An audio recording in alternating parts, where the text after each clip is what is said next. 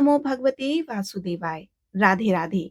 आप सभी दर्शकों का आपके अपने चैनल पर हार्दिक स्वागत है। आज है 16 जनवरी 2025, दिन गुरुवार। आज आप सुनेंगे माघ मास महात्म्य का तीसरा अध्याय। श्री हरि विष्णु का ध्यान करते हुए कथा का श्रवण करें। राजा दिलीप कहने लगे कि महाराज, यह पर्वत कितना ऊंचा और कितना लंबा चौड़ा है। तब वशिष्ठ जी कहने लगे कि 36 योजन ऊंचा, ऊपर चोटी में 10 योजन चौड़ा और नीचे 16 योजन चौड़ा है, जो हरी चंदन, आम, मदार, देवदार और अर्जुन के वृक्षों से सुशोभित है।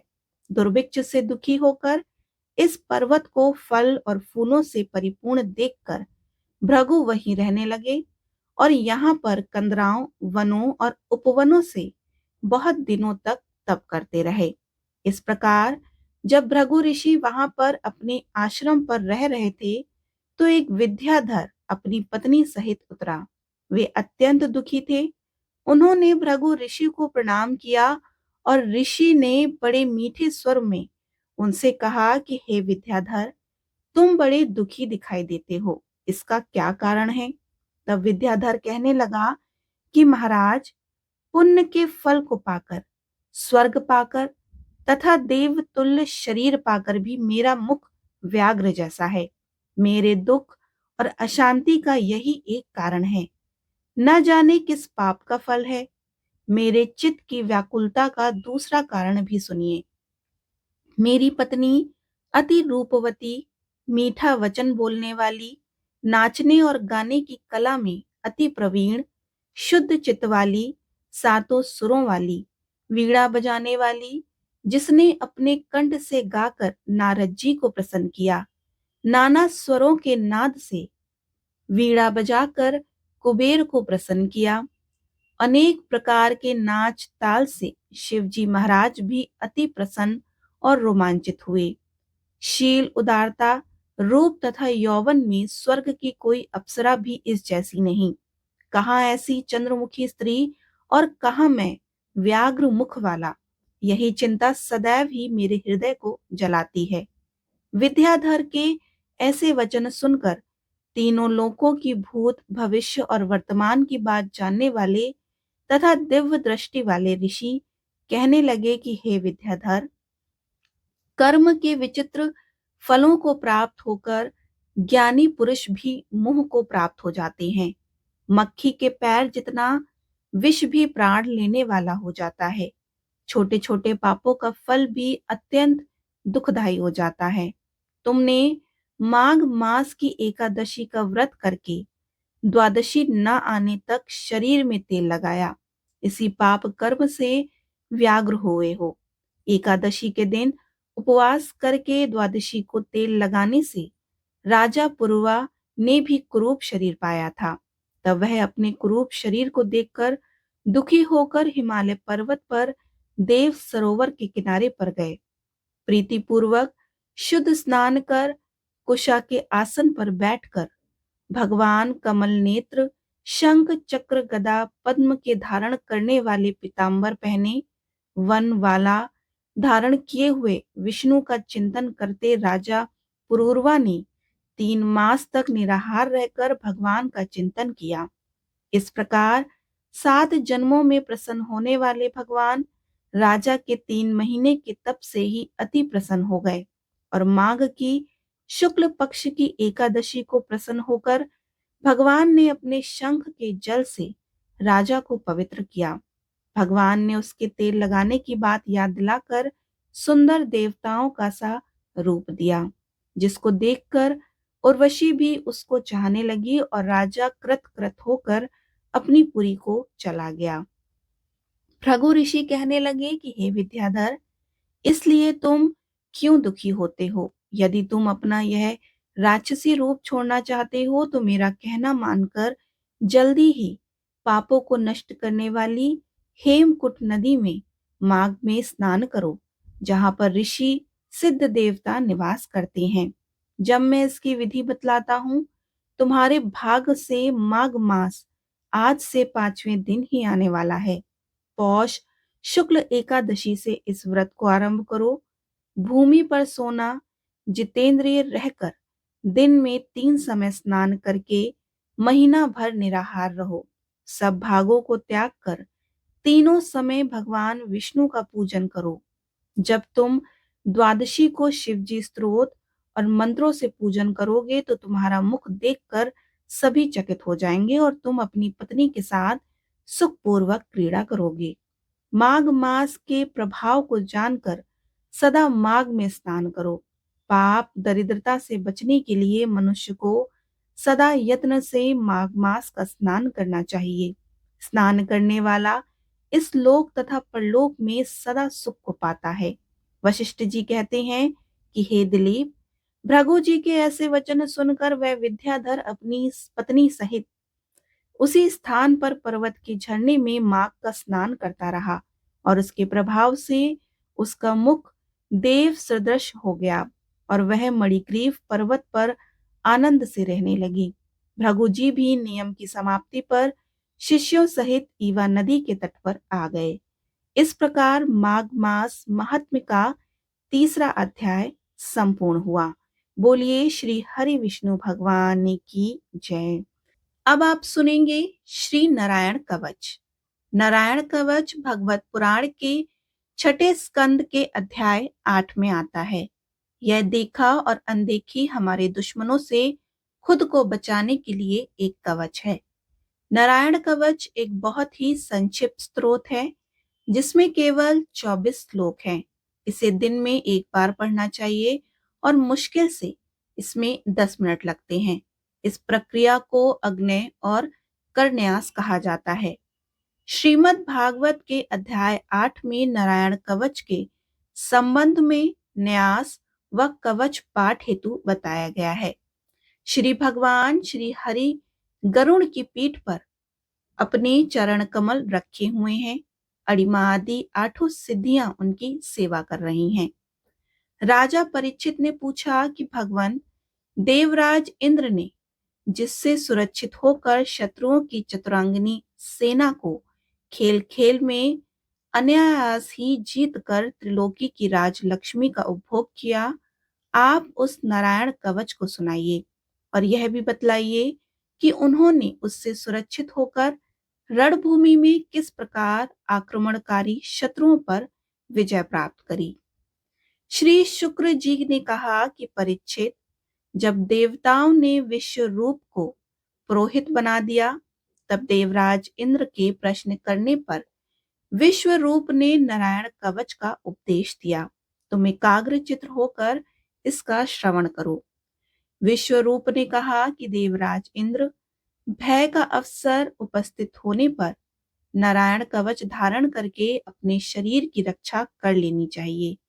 उसकी विधि यह है कि पहले हाथ पैर धोकर आचमन करें, फिर हाथ में कुश की पवित्री धारण करके उत्तर मुख कर कर बैठ जाएं। इसके बाद कवच धारण पर्यंत और कुछ न बोलने का निश्चय करके पवित्रता से ओम नमो नारायणा और ओम नमो भगवते वासुदेवाय इन मंत्रों के द्वारा हृदय आदि अंग न्यास तथा अंगुष्ठ आदि करन्यास करें। पहले ओम नमो नारायणाय इस अष्टाक्षर मंत्र के ओम आदि 8 अक्षरों का क्रमशः पैरों, घुटनों, जांघों, पेट, हृदय, वक्षस्थल, मुख और सिर में न्यास करें। पूर्वोक्त मंत्र के यकार से लेकर ओंकार तक 8 अक्षरों का सिर से आरंभ कर उन्हीं 8 अंगों में विपरीत क्रम से न्यास करें। तदंतर ओम नमो भगवते वासुदेवाय इस 12 अक्षर मंत्र के ओम आदि 12 अक्षरों का दाई तर्जनी से बाई तर्जनी तक दोनों हाथों की 8 उंगलियों और दोनों अंगूठों की 2-2 गांठों में न्यास करें। फिर ओम विष्णवे नमः इस मंत्र के पहले अक्षर ओम का हृदय में, वी का ब्रह्म रंध्र में, शा का भौहों के बीच, ड़ा का चोटी में, वे का दोनों नेत्रों में और ना का शरीर की सब गांठों में न्यास करें। तदंतर ओम मह अस्त्राय फट कहकर दिग्बंध करें और इस प्रकार न्यास करके इस विधि को जानने वाला पुरुष मंत्रमय हो जाता है। इसके बाद समग्र ऐश्वर्य, धर्म, यश, लक्ष्मी, ज्ञान और वैराग्य से परिपूर्ण इष्ट देव भगवान का ध्यान करें और अपने को भी तद्रूप ही चिंतन करें। तत्पश्चात विद्या, तेज और तप स्वरूप इस कवच का पाठ करें। भगवान श्री हरि गरुड़ जी की पीठ पर अपने चरण कमल रखे हुए हैं। अणिमा आदि 8 सिद्धियां उनकी सेवा कर रही हैं। 8 हाथों में शंख, चक्र, ढाल, तलवार, गदा, बाण, धनुष और पाश धारण किए हुए हैं। वे ही ओंकार स्वरूप प्रभु सब प्रकार से सब ओर मेरी रक्षा करें। मत्स्य मूर्ति भगवान जल के भीतर जल जंतुओं से और वारुण के पाश से मेरी रक्षा करें। माया से ब्रह्मचारी रूप धारण करने वाले वामन भगवान स्थल पर और विश्व रूप श्री त्रिविक्रम भगवान आकाश में मेरी रक्षा करें। जिनके घोर अट्टहास करने पर सब दिशाएं गूंज उठी थी और गर्भवती दैत्य पत्नी के गर्भ गिर गए थे। वे दैत्युत पतियों के शत्रु भगवान नरसिंह किले, जंगल, रणभूमि आदि विकट स्थानों पर मेरी रक्षा करें। दहाड़ों पर पृथ्वी को उठा लेने वाले यज्ञ मूर्ति वराह भगवान मार्ग में परशुराम जी, पर्वतों के शिखरों और लक्ष्मी जी के सहित भरत के बड़े भाई भगवान रामचंद्र प्रवास के समय मेरी रक्षा करें। भगवान नारायण मारण मोहन आदि भयंकर अभिचारों और सब प्रकार के प्रमादों से मेरी रक्षा करें। ऋषि श्रेष्ठ नर गर्व से योगेश्वर भगवान दत्तात्रेय योग के विघ्नों से और त्रिगुणाधिपति भगवान कपिल कर्म बंधन से मेरी रक्षा करें।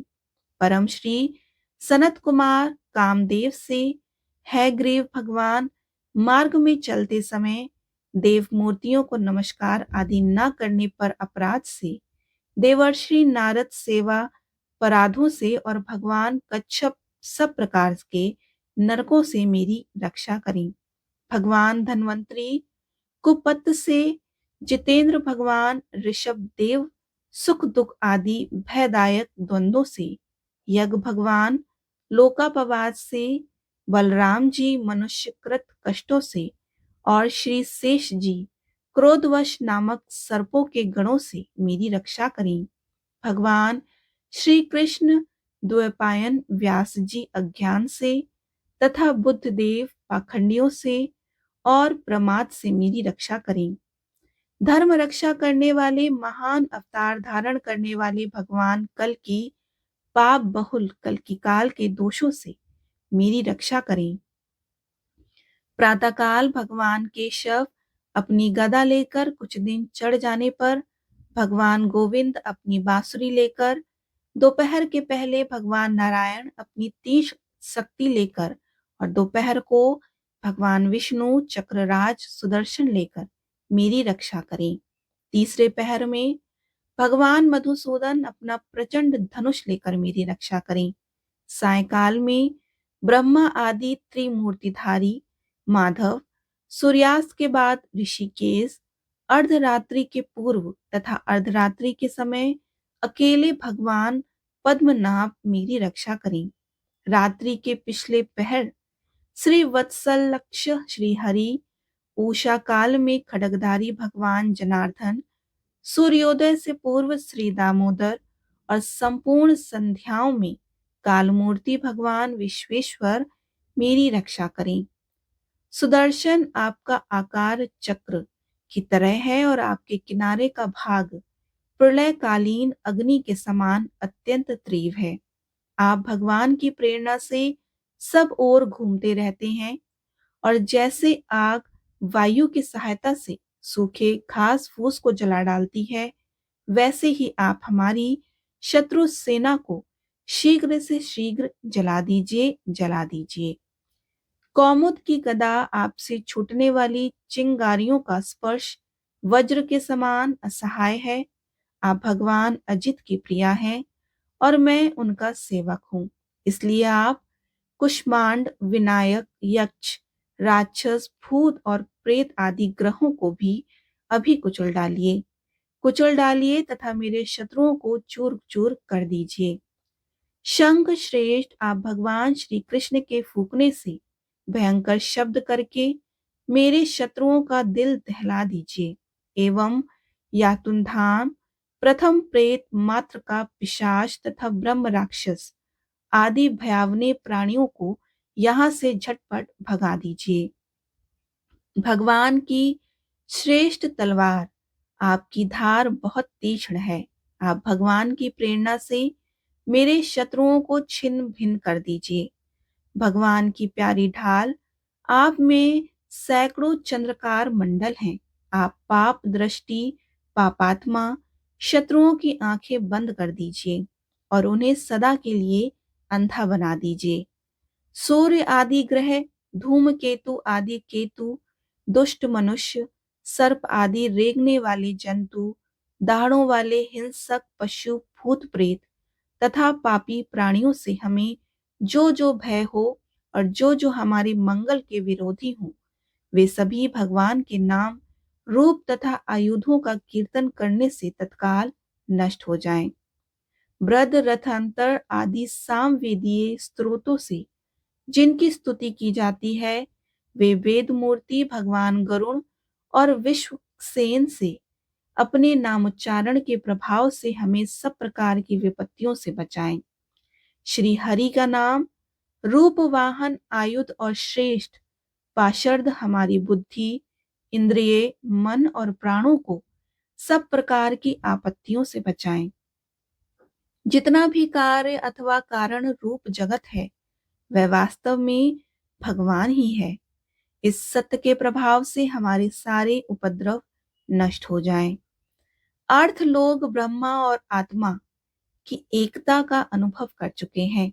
उनकी दृष्टि में भगवान का स्वरूप समस्त विकल्पों से रहित है, भेदों से रहित है। फिर भी वे अपनी माया शक्ति के द्वारा भूषण, आयुध और रूप नामक शक्तियों को धारण करते हैं।